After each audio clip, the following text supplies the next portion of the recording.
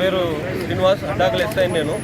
అయితే ఈరోజు ఉదయం 5:15 ప్రాంతంలో ఒక బస్సు బీసీసీఎం ట్రావెల్స్కి చెందినటువంటి ఒక బస్సు బెంగళూరు నుంచి హైదరాబాద్ వెళ్తూ మార్గమధ్యంలో ఈ Addakula police station back side ఉన్న యూటర్న్ దగ్గర ఇక్కడ ఉన్న స్నేహ కంపెనీకి చెందినటువంటి ఒక లారీ యూటర్న్ తీసుకునే క్రమంలో ఈ బస్సు లారీని తప్పించబోయి లారీకి హిట్ ఇచ్చేసి లెఫ్ట్ సైడ్ వచ్చేసి బోల్తా పడడం జరిగింది.